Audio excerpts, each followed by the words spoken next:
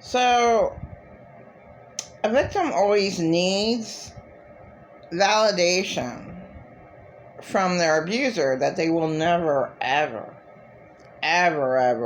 get. That's the problem.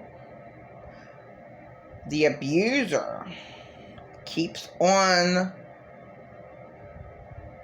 the hell inside the victim's mind by totally ignoring it, or they minimalize. They're like, well, maybe there was a little tiny bit of abuse, totally minimalizing what really took place. Like, a total tragic event, like if it involves your children, like, oh my God, a real mother loves their children. Yeah, evidently pretended a lot narcissist. His mom never loved him at all, and I'm just saying the truth. I mean, his narcissistic mother that he did call a witch, left him and his brother out in the snow, unclothed. So, his stories really are delusional. I think he probably would have died. Whatever. He never ever believed one word I ever said. So, really? You and your brother out in the snow for hours? Actually, that happened to me when I was an adult. Wow.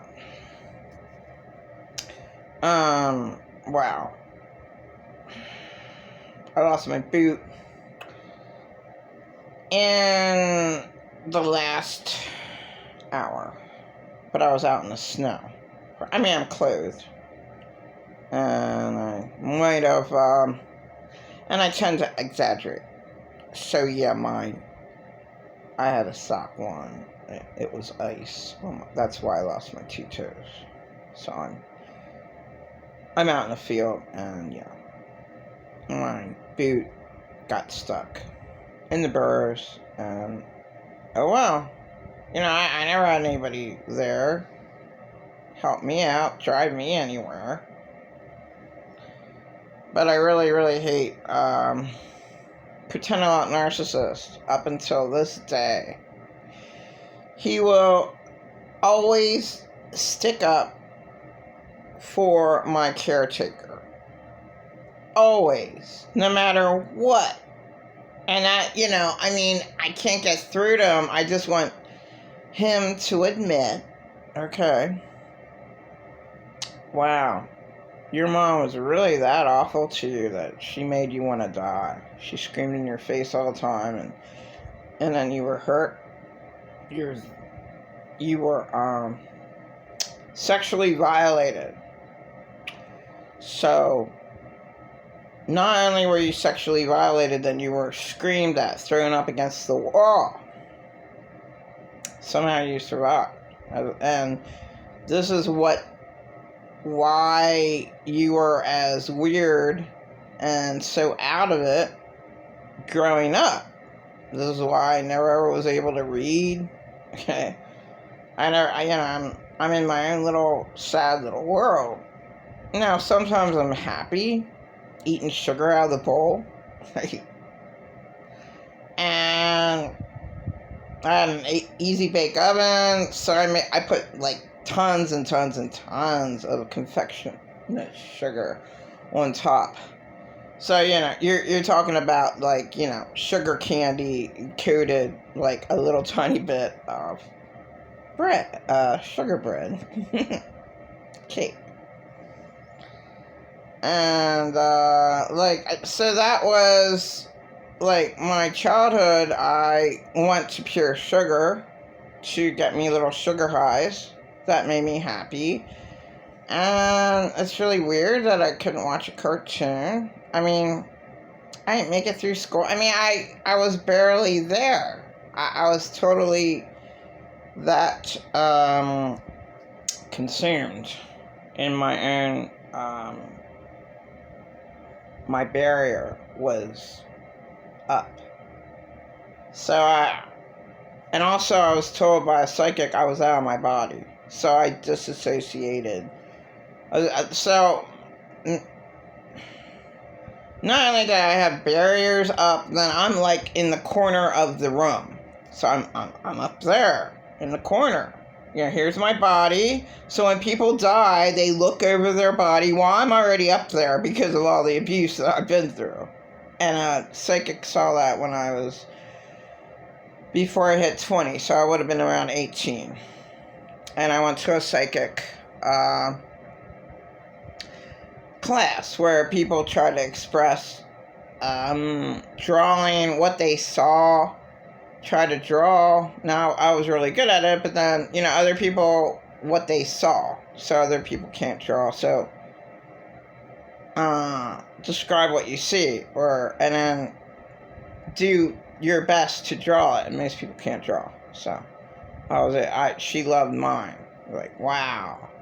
And my spirit was up over in the middle. Oh, I see your spirits. And it's up there. You're out of your body most of your life. Wow. I mean, I was always out of my body. Not.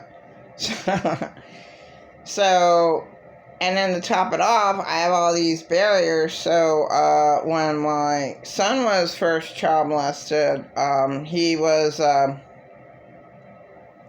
he stuck a barrier up. And he was withdrawn, is the word. He was withdrawn into himself. So that you're not observant. So I was never observant until I hit about 37. I started. But in my 20s, a guy I liked, he pointed out the architecture in Lancaster. And I was like, oh, wow. Wow, I never seen that before. Oh, neat. Oh, wow, there's cool buildings. But I didn't really look at them that much. But I noticed them in my early 20s. I noticed them.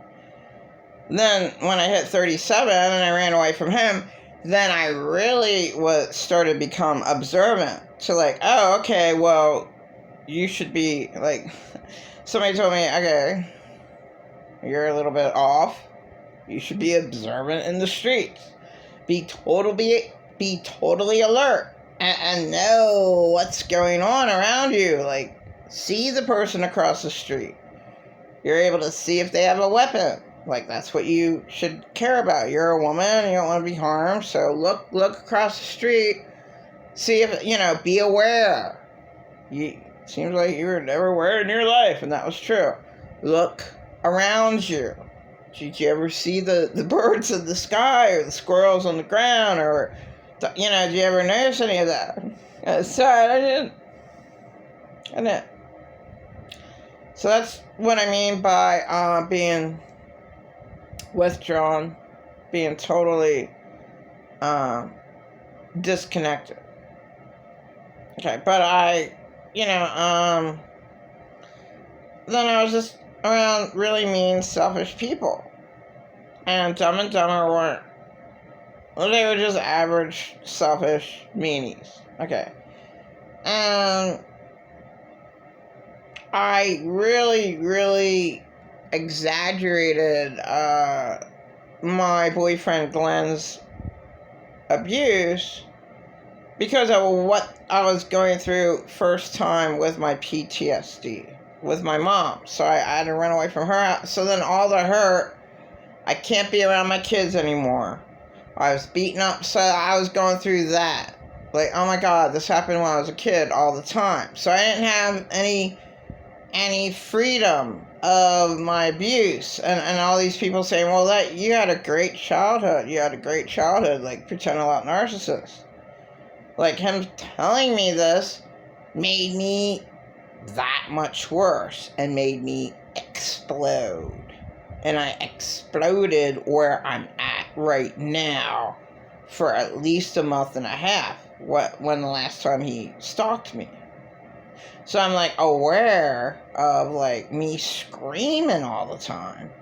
And I should be aware Yeah, and he's the one who's making me scream, and he's the one who's causing me to be delusional and much, much, much more angrier at, like, an acquaintance around me than I normally would have been. Like, okay, normal people get a little bit mad. But then when somebody is constantly attacking you, constant, putting you down, and then you want to make a meal, and then somebody is in your way to make a meal, that other person would be indirect anger towards the acquaintance. They're just, so what? They're in the room the same time you are. Who cares? Why would that be such a big deal? But if somebody is constantly putting you down, it just accumulates for you to explode to anyone being indirect anger. That's long enough.